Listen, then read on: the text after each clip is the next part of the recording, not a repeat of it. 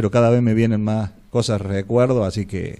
Pero bueno, como te dije recién, yo, gracias a mi familia, uno puede seguir y estar bien, que es lo principal.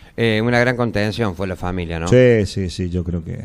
Yo siempre digo, tengo una mujer que vale oro y que hay que... En eso hay que rescatar porque no es fácil estar con uno, porque hace varios días que estoy mal por muchas cosas y bueno, principalmente por mis compañeros, que a veces hace 3 o 4 días se murieron 2 y bueno, y uno se murió de un ataque al corazón, compañeros que estuvieron conmigo y bueno, y uno tiene miedo a veces, entonces tiene que respaldarse en la familia y en lo que más quiere uno. Omar, ¿cómo has llevado todo este tiempo luego de aquella experiencia, ¿no? Nosotros siempre decimos y lo charlamos, no es lo mismo aquellos que estaban preparados, que sabían que en cualquier momento, sí o no, quizás podía ocurrir algo de estas características, pero un soldado de 18 años con poca instrucción, llevarlo sin decirle a dónde iban, cómo lo vivieron eso, antes, durante y después, que yo creo que fue lo más traumático, ¿no? Sí, nosotros, uno le da, yo cada vez que pasan los años le da más orgullo porque somos más reconocidos por el enemigo que a veces que por tu misma patria, porque cada vez salen más libros. Los otros días estaba leyendo un oficial de la fuerza inglesa que decían que los argentinos no tenían ni la idea, ni la menor idea de lo valiente que eran los soldados argentinos. Bueno, y uno se siente reconocido por eso. He escuchado un montón de cosas que bueno, a uno le llegan, y creo que el 2 de abril tuve el privilegio de ser uno de los primeros de llegar y ser uno de los últimos en venirlo, porque teníamos un teniente coronel que era Sailandín y ese sí que valía la pena. Ese era nuestro papá, como siempre dijimos, y los hacía sentir medianamente y los preparó para una guerra, a pesar que teníamos 18 años y creo que tuvimos la valentía de enfrentar a un enemigo que no era fácil. Y siempre digo yo que no se la llevaron de arriba con nosotros, entonces eso a uno lo llena de orgullo. Cuando volvieron, ¿cómo se sentían? ¿Qué pasó después? Sí, lo que más te duele es el olvido de la gente que supuestamente tenía que estar, porque nosotros casi libramos la democracia, porque hicimos volver la democracia, siempre decimos, porque nomás cuando terminó todo esto, y pensábamos que los políticos se los iban a encargar de nosotros, no tan solo por lo económico, porque hay mucha gente que habla de lo económico, y esto no es económico, sino que en lo psicológico, porque hay compañeros que se han suicidado después de la posguerra por falta de atención, porque un montón de cosas, porque no era fácil, digo yo siempre, uno porque tenía una familia maravillosa y tanto mi madre la contención, después una vez que me casé, bueno, fueron mi madre, mi padre, mis hermanos, mis hijos, entonces mi señora, entonces eso a uno lo pone bien, pero lo que pasa es que por ahí algunos no han tenido esa contención. Y eso creo que el Estado se tendría que haber hecho cargo. Pero bueno, pasa allá arriba, pasa acá abajo, pasa acá nomás en la ciudad. Entonces, por ahí uno no le daba importancia de que yo siempre fui... muchos me conocen a mí por estar en el fútbol, no por ser combatiente. Siempre digo, yo tampoco no hago alarde ni nada por el estilo. Vos ves que tampoco no participo en los actos y en los actos locales, en los otros trato de ir. Pero porque creo que no tenemos el reconocimiento y creo que lo que hicimos nosotros no fue fácil. Yo siempre digo, ni a mi peor enemigo le deseo eso, lo que pasamos nosotros. Fueron 74 días de torturas, de frío, de hambre, de tener una incertidumbre de que no sabíamos lo que iba a pasar. Pero bueno, hay mucha gente que no se ve que no le interesa, pero tampoco no me voy a poner... en hacerme mala sangre por eso. Te duele, pero no me pongo a hacer mala sangre por eso. Omar, hablamos siempre, todos los años, por allí gente que no lo sabe, que está escuchando en estos momentos. Hablaste de cosas concretas, de lo que sufrieron allá ustedes. Y a eso hay que agregarle también, de alguna manera, porque hay denuncias realizadas en distintas provincias, y cada vez son más los excombatientes que se animan a ir a la justicia para denunciar las aberraciones que sufrieron también los soldados en aquella época por poder tener algo para comer. Sí, nosotros como ser, yo tuve, no sé si la suerte o la mala suerte de estar dos días, del 2 de abril al 4, en el pueblo. Después los llevaron a un lugar que, bueno, no era fácil de estar ahí porque el piso no era el correspondiente a lo que nosotros queríamos.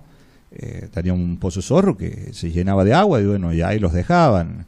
Muchas veces, hasta el 1 de mayo, que pudimos comer una vez al día, a veces tomamos agua del mismo pozo porque no llegaba. Entonces después del 1 de mayo fue más difícil. Y ahí donde empezó el problema de que salíamos a robar, porque también estaba, y hacíamos 4 o 5 kilómetros arrastrándolo para ver si podíamos conseguir algo para comer para nuestros compañeros y así mismo para uno. Entonces el que lo agarraba lo estaqueaban, y estábamos hablando de una temperatura de 15 grados, y entonces bajo cero. Entonces eso por ahí te molestaba, y yo siempre era un tipo que discutía o me hacía saber lo que sentía hacia mi compañero, y no era nada de eso. Voy a decir, la comida la agarraban ellos, los oficiales, y se la comían ellos. Entonces hay muchas cosas que pasaron en Malvinas que, más allá que con el enemigo, era de tratar que no tomaran nuestras tierras, pero también no todos los oficiales, pero muchos oficiales se captaban de que ellos que habían estado en la subversión, claro, y todo eso, pero claro, llegó el momento de que uno fue al frente los últimos 3 días, porque yo estuve en el aeropuerto, fuimos los que más recibimos bombardeo, porque fue el 1 de mayo hasta el último día. Y bueno, siempre somos reconocidos porque no abandonamos nuestras posiciones, los quedamos firmes en el lugar que estaban, porque quisieron desembarcar por ahí y no pudieron. Pero bueno, como siempre digo, hay mucha gente que no sabe o no lo quiere saber, pero bueno, cada uno tiene su pensamiento de lo que somos los excombatientes. Exacto. Yo siempre digo que a los colegios donde voy a dar charla, digo, nosotros estamos y lo podemos contar. Si no te gusta que lo cuente Girotti, bueno, vas a buscar un educativo, claro, siempre tenés. Entonces vos podés leer millones de libros, pero el que tuvo te lo va a contar y te va a decir lo que fue Malvinas. Sí, y también, digamos, lo mal que la pasaron cuando regresaron, ¿no? Que tuvieron mucho tiempo guardados sin salir a la calle. Sí, yo siempre digo que, bueno, Oliva, la gente me recibió muy bien, en eso me hizo a mí. No, pero me refiero cuando lo trajeron de la isla. Ah, sí, tuvimos como 25 días, 30 días engordándolo, como diciendo así vulgarmente, que bueno, nos dieron de comer para que no vieran cómo estábamos. Y otra de las cosas también, que nos dijeron que no teníamos que hablar, que contáramos hasta ahí nomás. Entonces eran unas amenazas que no era fácil. Por eso digo siempre que el que la pudo asimilar bien, que el que no, yo siempre hablé, dije lo que pasó, porque no tenía problema, y yo siempre digo que la gente se tiene que enterar por nosotros, no por otros que hayan leído un libro. Entonces en eso a alguno le cayó mal. Yo siempre lo recuerdo al Negro Tini, que era un tipo que no hablaba, que se guardaba todo, y yo siempre lo retaba, porque digo yo, no, acá la gente se tiene que enterar por lo que vos pasaste, ¿no? Porque, y siempre discutíamos, nosotros hablábamos mucho de lo que pasamos, pero bueno, era su decisión, y no quería hablar, y eso que tenía una radio él y todo, y claro, no quería hablar, pero bueno, era su decisión, y siempre discutíamos o peleamos bien, porque yo quería que él hablara y dijera las cosas que pasó, porque él también la pasó mal, la pasó muy mal el negro. Bueno, hay algo que yo siempre remarco, ¿no? Que pasan los actos en Oliva, y yo no sé por qué motivo será, pero prácticamente ni se acuerdan los 2 ex soldados, ex combatientes que tuvimos. No quiero entrar en polémica ni nada, pero es la verdad. Tampoco, no. Es la verdad. Inclusive ayer, cuando terminó el acto, lo dije. Lamentablemente, un año más y se olvidan de los ex soldados excombatientes de Oliva. Realmente no sé cuáles son los motivos, pero me da mucha bronca, sinceramente. Hablamos recién del tema de lo que pasaron allá cuando no tenían ni agua para tomar, ni nada para comer. Ya el año pasado habían revelado nombres de algunos militares acusados por torturar inclusive soldados. Sí, sí, te estaqueaban, por eso te digo yo, te estaqueaban a 15 y te sacaban la campera, y estamos hablando de 15 grados bajo cero, lloviznando, a veces caía garrotillo. Entonces, esas cosas por ahí, pero lo que pasa es que ahora un juez dijo que era demasiado tarde ya porque había caducado, entonces... No, pero se reabrieron causas, ¿Se abrieron? Bueno, sí, sí. Entonces, pero porque si no, estamos siempre en la misma, siempre se la llevan de arriba.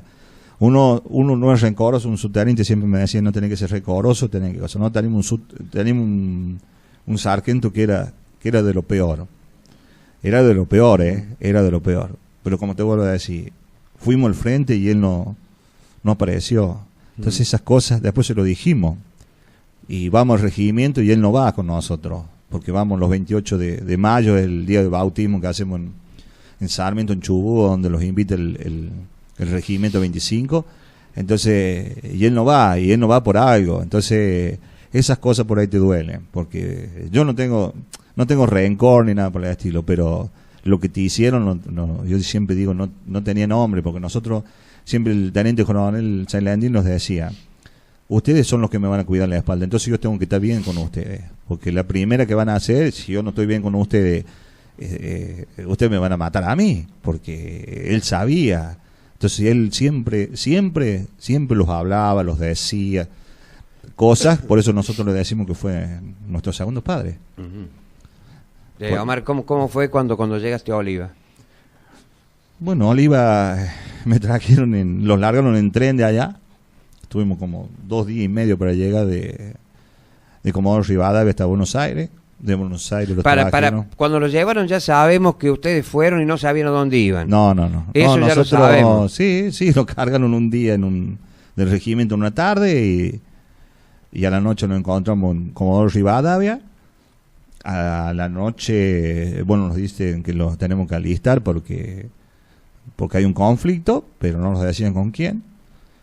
Como a las 2:30 de la mañana los llevan al aeropuerto, todo oscuro, no entendíamos qué es lo que pasaba, porque no sabíamos. Entonces los cargan a un Hércules, donde había armamento, y bueno, cuando el Hércules despega, bueno, ahí los comunican que había una fracción de soldados que estaban tomando Malvinas, y que bueno, que van a tratar de que si podían bajar en el caso. Y nosotros empezamos a dar vueltas porque no podían desbloquear lo que era la pista. Entonces una vez que desbloquearon la pista y todo eso, pudimos aterrizar. Entonces por eso el regimiento 25 fue uno de los primeros que tocó. Iba una fracción en el barco y otra fracción bajo por aire. Por aire. Así que cuando matan a Giachino, bueno, claro, nosotros llegamos ahí y bueno, había pasado eso y bueno, después hicimos reconocimiento de toda la isla mientras se podía, y después, bueno, lo mandan, como te dije, a los 3-4 días. Pero cuando le dijeron a ustedes, che, vamos a un conflicto bélico a Malvinas, estamos en guerra con los ingleses, ¿qué sintieron ustedes? 18 años.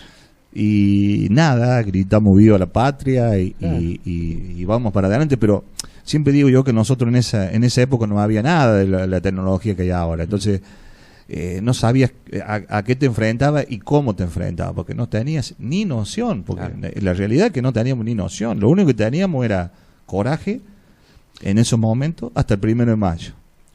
El 1 de mayo fue cuando tomamos dimensión de lo que era la guerra. El conflicto, claro. Porque fue un bombardeo terrible en el aeropuerto, que siempre digo que después de que termine el bombardeo de 20-25 minutos que nos dieron, y cuando salimos afuera vimos los cráteres que hacían las bombas, ahí sí que empecé a pensar todo en mi familia, porque lo primero que pensé fue en mi madre, y decir, y yo siempre cuento que yo cuando me fui de acá estaba peleado con mi madre, y me fui al servicio militar, y lo primero que se me cruzó en la cabeza es, si yo no la veo más, ¿cómo hago para pedirle perdón por lo que yo había hecho? Entonces esas cosas por ahí te duelen y decir, ¿cómo hago? Porque no tenías comunicación de nada. Entonces muchos lloramos y después se hizo costumbre. Se hizo costumbre de lo que pasaba día a día, porque era de noche la fragata que los bombardeaban y de noche y de día los aviones. Entonces, y como las antiaéreas no los podían ver, porque no teníamos radar, entonces pasaban por arriba y está siempre nublado. Es raro que haya sol. Entonces era una constante de las antiaéreas poder detectar a los aviones. Claro.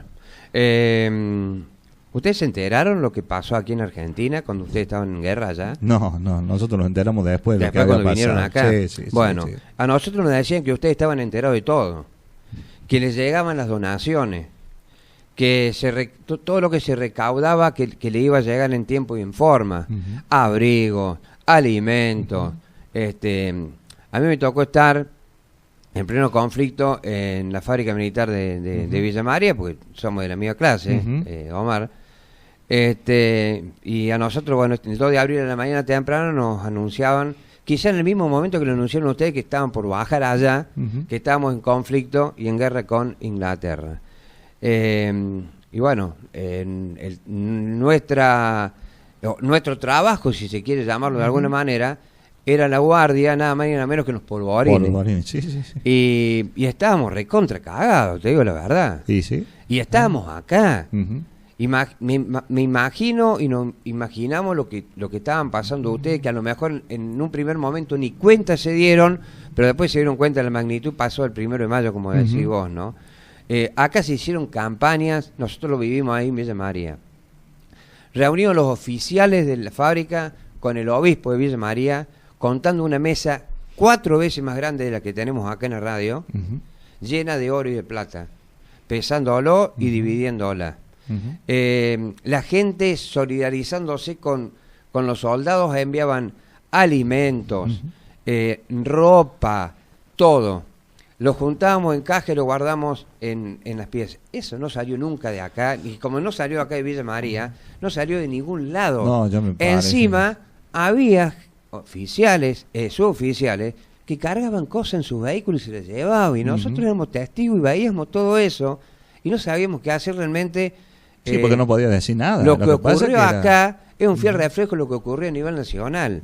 ¿A dónde fue todo ese oro, toda esa plata que sí, yo no sé por qué donaban la ropa, eso, digo yo, claro, eso. Porque hicieron, veces... bueno, el mismo gobierno, de facto en ese momento, realizó campañas a nivel nacional, lo transmitían por televisión, y todo eso iba a llegar a ustedes, cosa que nunca llegó. Esto hay que contarlo porque realmente es lamentable. Sí. Nosotros, ¿no? cuando los rendimos, que siempre yo le agradezco a un capitán porque es el que lo salva la vida a nosotros, porque cuando entramos en combate empezamos a retroceder porque ya el enemigo ya estaba arriba nuestro. Entonces él, bueno, se pone a discutir con un subteniente y bueno, los hace volver porque le habían matado parte de la compañía. Y veníamos, porque corríamos desesperados a la orilla del mar, que veníamos ya de Monte Dos Hermanas, y pasamos por el pueblo, y había galpones, pero inmensos de mercadería, de comida. Pero ¿qué pasa? No las repartían, o no le interesaba, o no las repartían, o esperaban que la guerra iba a durar más. Vos lo repetís siempre, donde estábamos nosotros no llegaba fácilmente, porque no podías. Nosotros llegamos a estar 3 días sin comer. Entonces, pero vos te acostumbras a eso. Uno es decirlo ahora, no es el 3 días ahora sin comer, capaz que no lo aguante. Pero en esa época sí, tomábamos agua del mismo pozo, porque hacíamos eso. La colábamos un poco y lo tomamos, era medio barro, y bueno, era lo que había, y bueno, lo teníamos que aceptar. Pero siempre digo, si yo hubiera estado preparado, un poco más preparado, siempre creo que sería más fácil. No tenía instrucción. Yo después, una vez que tomé dimensión de lo que cosa, yo le decía a un cabo, le digo, pero ¿cómo hago para matar a otra persona? Y bueno, sos vos o él. Es fácil acá. Entonces, siempre digo, yo tenía un fusil que tiraba 4 tiros y se me trababa. En unos fusiles, vos los viste, del año de la Segunda Guerra Mundial. Entonces yo siempre, ¿pero cómo podemos pelear con esto? yo creo que vos lo recalcás del enemigo que te dice a vos cuando nosotros los rendimos y ven las caras de los chicos, porque éramos chicos, éramos hombres, los hicieron hombres en un rato, no lo podían creer. Y no lo podían creer. Claro, pero si vemos la foto tuya, la del Negro Tini, en las Malvinas, sí. eran unos bebés. Y sí. Éramos unos bebés. Sí, y sí. Siempre yo creo que a uno lo salvó de que uno era siempre, yo siempre digo, laburé de chico, traté de siempre de buscarme la mía, y bueno, y eso me hizo mucho, me sirvió mucho para donde yo estaba. Entonces creo que uno acá en Oliva consiguió trabajo, está bien, gracias a Dios, hace unos años yo siempre cuento que estoy bien, pero no la pasé bien, Claro. No la pasé bien, no tenía ni para comer siempre. Pero nunca le pedí a los políticos, nunca le pedí nada, nunca se acercaron tampoco, pero bueno, me la traté de rebuscar solo. Siempre digo yo, cuando me dieron algo, la municipalidad me dio algo, me lo dieron porque ellos quisieron, no porque yo se lo pedí. Se lo agradezco, por supuesto, pero siempre me lo dieron porque ellos quisieron, no porque yo se lo pedí. Porque hay mucha gente que, bueno, dice, pero vos tenés esto, que si yo no pedí ningún beneficio. Al contrario, a veces para ir a hacer algo tengo que ir a rogar a veces para que, y porque tengo el papel de que me dieron unos beneficios. Pero a veces me hacen ir a rogarle, pero yo ya tengo pocas pulgas siempre, como le digo, no voy a rogarle a nadie. Sí, yo siempre digo, si tengo que pagar, lo pago. Esto no le paso factura a nadie, nada por el estilo, pero si no son esas cosas que a veces te duele. Porque no somos 10 o 12 en Oliva, somos 2, 3. Los otros, lamentablemente, digo, yo digo siempre, recalco a tanto Arce, que yo lo conocía, Arce. Sí. Yo lo conocía, Arce, Bono, Castillo, bueno, eso no los conocía, pero yo me saco el sombrero a ellos. Porque ellos fueron, le digo yo, si no hubiera sido por los aviadores, no sé qué hubiera pasado. Porque la valentía que tenían ellos era... Pero estaban preparados, estudiaron para eso, porque a mí si me daban un avión, yo no iba a ir en un avión si yo no sé manejar un avión. Entonces, ahí hay mucha diferencia. Y yo le agradezco, siempre digo que estaban los aviadores y todo lo que tenían. Pero bueno, pero vos fíjate que en casi siempre, el que siempre condecoran o algo por el estilo son soldados. Yo siempre le digo, fíjense, ¿a quién condecoran siempre por valentía, por esto, por lo? Son soldados, son pocos oficiales, ¿eh? Entonces, eso a nosotros nos llena de orgullo. Con 18 años, no hablamos de tipo de experimento, 18, 19 años, porque había clase 62 también. También, sí. Entonces, Sí. Por ahí, en eso a uno lo pone orgulloso, porque en la realidad a uno se tiene que sentir por ahí. A mí me da vergüenza decir que soy descombatiente, pero bueno, mucho me reta, dice, ¿cómo te va a dar vergüenza? Si vos fuiste que peleaste por nosotros. Pero bueno, hay gente que lo asimila, hay otros que no, entonces, y así va la vida. Ya, viste, Omar, que no es de ahora, no es de este año, sino ya hace unos años atrás esta parte, conocimos de que hubo, digamos, mujeres profesionales, enfermeras en los Malvinos, que nunca lo supimos. O sea, fue todo tapado. Y ayer hablaba una de ellas, sí, después de 37 años, ¿escuchaste? Sí. Que no fueron invitadas a ningún acto oficial, No. en ningún lado. Nosotros sabíamos que había mujeres, nosotros sabíamos que había enfermeras, pero bueno, nunca salieron en la luz, ni nunca, pero no sabíamos por qué. Porque tantos que reclaman, yo digo siempre, o sea, tantos reclaman, le digo yo, y estas mujeres que porque se lo merecen, porque han estado, y con todo, bueno, ella, no sé si lo viste en Judica, algo así, que el soldado que caía herido quería volver al frente de ataque porque no quería dejar a sus amigos solos. Claro. Entonces, son cosas que cada vez se va sabiendo más porque eran enfermeras. Sí. Eran enfermeras. Pero y algunas cirujanas, ¿eh? Claro. Sí. Y siempre hablan del soldado. Por eso digo, uno se tiene que sentir orgulloso de sus compañeros, de todo lo que hemos hecho en el continente. Lamentablemente creo que nosotros los argentinos somos muy que nos gusta ganar. Esta vez no nos tocó. ¿Los dejaron olvidados? Sí, los dejaron olvidados. ¿Que la gente se está dando cuenta después de muchos años? Sí, la gente se está dando cuenta.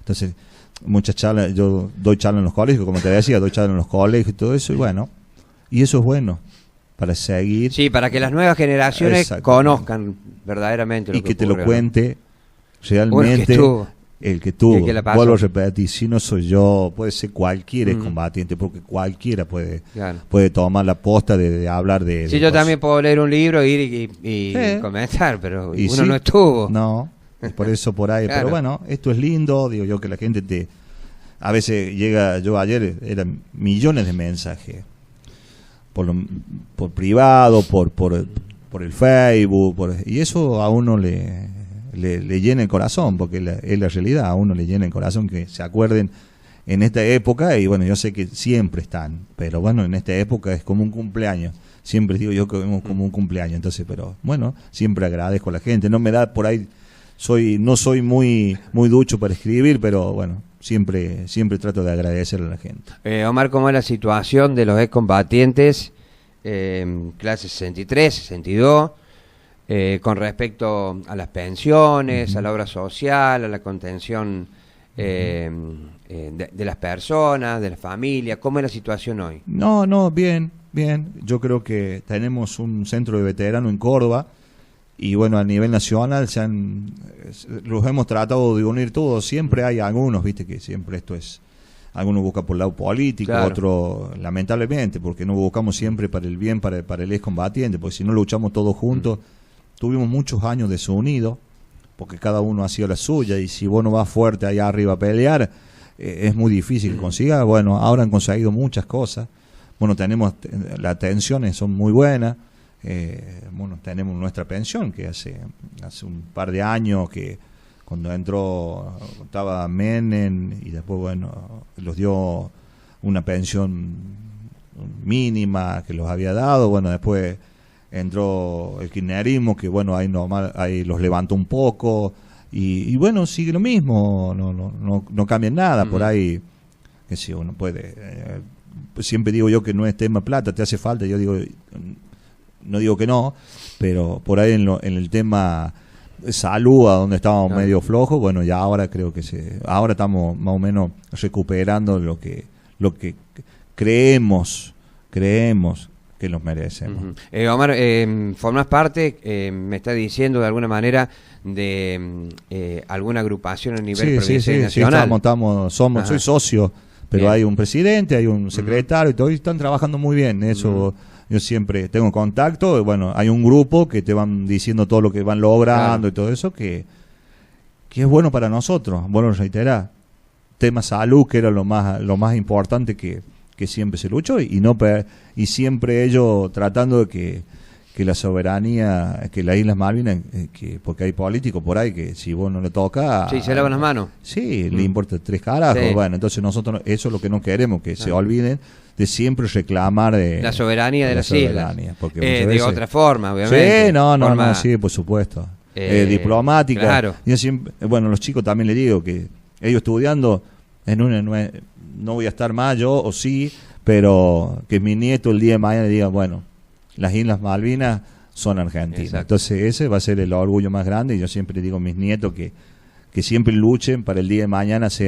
que estudien para algún día diplomáticamente, porque la guerra no lleva a nada. La guerra pierden los dos, más allá hay un ganador, un vencedor, pero los dos sufren. Las madres de los otros que murieron, de los ingleses, han sufrido lo mismo que las mamás de acá. Así que, pero bueno, siempre nosotros somos la voz cantante de los que quedaron allá, de los que quedaron a cuidar nuestras islas. Que digo yo que el otro día me preguntaba un hombre, dice, ¿por qué no traen sus hijos al continente? Porque nosotros hicimos un juramento allá que el que moría quedaba en la isla. Volvió uno solo, que era por un pedido de él, que había muerto un hijo del Río Cuarto. Sí. Entonces volvió uno solo. Muchos se enojaron, bueno, pero era un pedido de él que bueno, tenía su hijo que había muerto hacía poco tiempo, pero los demás, yo hablaba mucho con la familia Carrasculo, Giraudo, que no era fácil de dejar su hijo allá y ir una vez cada 5 o 6 años. Pero bueno, a ellos sé que les molesta, y nosotros sabíamos que a ellos les iba a molestar si había algunos de nosotros allá. Bueno, eso los pone orgullosos también de que con 18 años tomamos una decisión que no cualquiera, porque tenías que pensar también en tu madre. Pensaste primero en tu patria y después Y eso la gente lo tiene que saber. Omar, ¿volviste cuántas veces a las islas? Una vez, el Una 2009. vez Sí, 2009. 2009. 2009 volvimos y fue una sensación muy rara. Con un grupo de combatientes y sí. 2 amigos y 2 Ajá. periodistas. Uh-huh. Pero fue una sensación muy rara, de volver al lugar al pozo a donde donde combatimos, claro. sí, a donde combatimos, así que, pero bueno, uno va cerrando un poco, va cerrando un círculo, Uh-huh. y siempre, como digo, con el apoyo de mi familia siempre se logran muchas cosas, y he logrado muchas cosas con el apoyo de ellos. Sin duda. Omar, te agradezco que hayas venido. Y no solamente nos acordamos para esta fecha. No, sí, yo siempre me mandan mensajes. Lo sabes perfectamente y bueno, esto es para que aquellas personas, aquellas nuevas generaciones que no conocen o que no se interesaron en conocer quizás, puedan saber lo que realmente vivieron ustedes como excombatiente en las islas, no solamente allí, sino también a su regreso, ¿no? Sí. Y cómo están hoy. La posguerra fue muy dura. Para algunos fue muy dura, otros, como te decía, bueno, la pasamos y cada vez que pasa el tiempo te toca más fuerte. Pero bueno, hay que seguir en esta vida y gracias a Dios uno está bien, tiene trabajo y tiene su familia que lo apoya, vuelvo a repetir, y bueno, y seguir adelante siempre. Yo digo que esto a uno lo llena y lo hace bien. Y a veces, viste, porque yo participo y siempre abajo o bajo en el Facebook, siempre digo, no lo hago con maldad ni nada por el estilo, sino que te invitan y voy, porque fui a la juntura el sábado, uh-huh. y me hicieron sentir muy bien. Y el año pasado a Colazo. A Colazo, sí. Uh-huh. Me hicieron sentir, pero muy bien. El intendente, yo lo felicité en el Facebook, que un muchacho jovencito, porque es jovencito, uh-huh. Los hizo sentir muy bien a los excombatientes que fuimos. Así que por este medio le agradezco. Si no han leído el Facebook, le agradezco por la invitación personalmente que me hizo él. Omar, un fuerte abrazo. No, gracias a vos y hasta siempre. Gracias, Mario.